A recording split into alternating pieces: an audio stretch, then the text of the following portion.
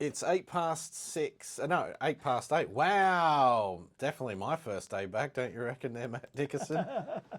You threw me for a second. Holy true. Where did that last Well- negative 2 hours go? Yeah, daylight savings doesn't even count for that one. Matt, new Dubbo Mayor. Well, new, Returning old, Dubbo. recycled. Yeah, recycled. There we go. Can I call you recycled Why Dubbo not? Mayor? Call me whatever you like. What's it like sitting back in the chair, mate?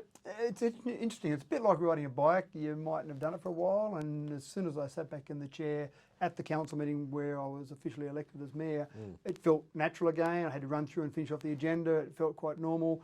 I went to council that afternoon. We had the group of councillors. We had some photos and some discussions, and the next morning I walked in and came in the door, and there was some familiar faces and some new faces, obviously, but it just felt like, right, okay, here's what we've got to do. We've got to get things back on track. We've got to go and work this out. And it felt pretty natural, although it's a bit different now because we've got Wellington as part of the council area. Back when I was mayor before, we didn't have Wellington. Well, our deputy mayor is actually from Wellington. Yeah, Richard Ivey. So known Richard for a long time, and I think he'll do a great job down there. We've actually got a really good group of councillors. I'm really happy with the community's done a great job in choosing a group of 10 people. It is. It's a good mix. 3 females on the council, 2 Indigenous, a new resident being Shibley. Yeah. You know, he's new to town, or Yep. newish. He's been, he loves it. He was really spruiking about it during the elections. Richard Ivey from Wellington. Now he's an accountant, also a background in agriculture. Yeah. Yourself, Matt Wright, Damien Mann, all in business. School teacher, Josh Black. Yeah, look, it's a good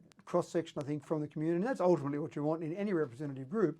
You want a cross-section. You want representatives of the community. You don't want 10 people all the same background, all the same ideas. You want diversity, you want a cross-section, you want different ideas. And that's what I really enjoy about any committee, any council, any group of people that you sit around trying to create better solutions. You get all these different ideas. You can't be the font of all knowledge. Some people might believe they are, but the reality is you have different ideas that feed into it. And sometimes what I really enjoy the most is when someone will put an idea forward and you think, oh, that doesn't really work. That's not the best idea I've ever heard. Then someone builds on that and they go, well, hold on, if we did that, then we could do this. All of a sudden, you've got a great idea. Correct. You start to add a few bits together and you build this thing. Isaac Newton said that he can see further because he stood on the shoulders of giants. So in other words, you're building on that knowledge.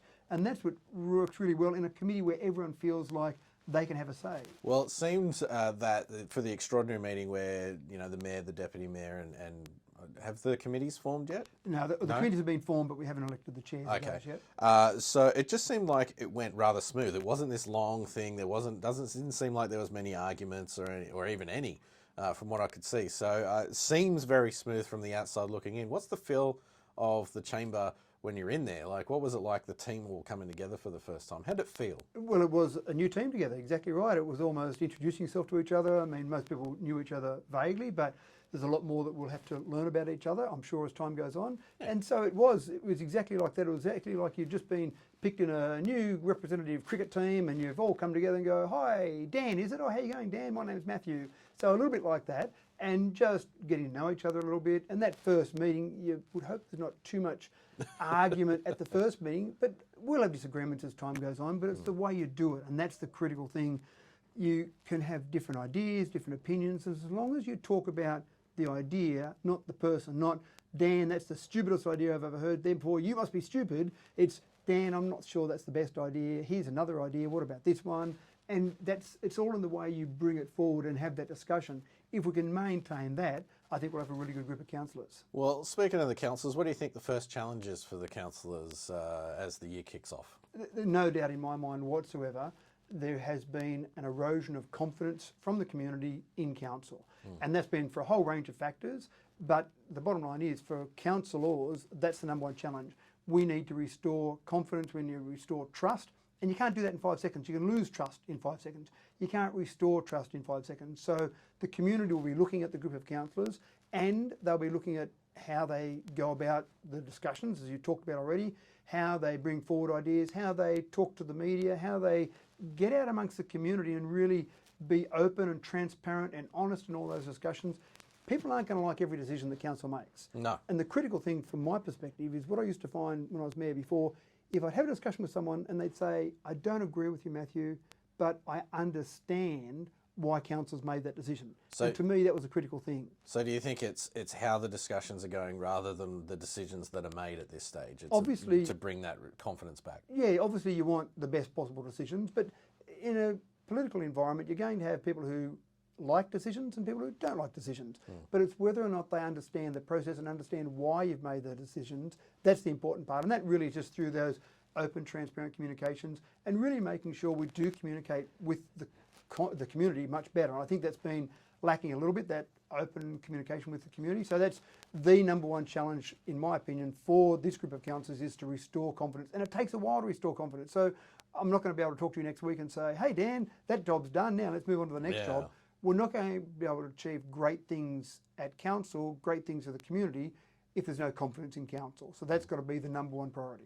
Well, okay, we've talked about the council, the chambers, everybody, the councillors. What about yourself? Like, you ran for state a couple of years ago, I think it was. Yep. You're back in the mayor's seat, or you're back in council. You didn't expect the mayor, but you went for council.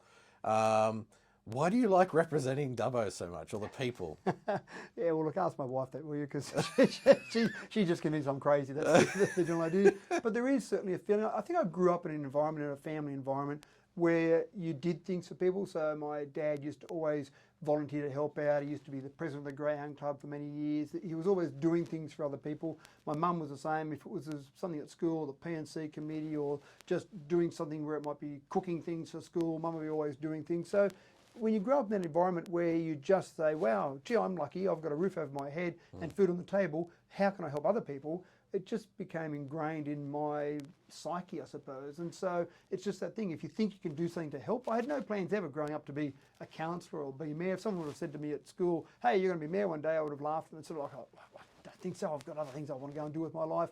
But the first time I stood for council was really because back in 2004, there was some infighting happening at council. There were things that were happening. I went, wow, these guys, I know them individually.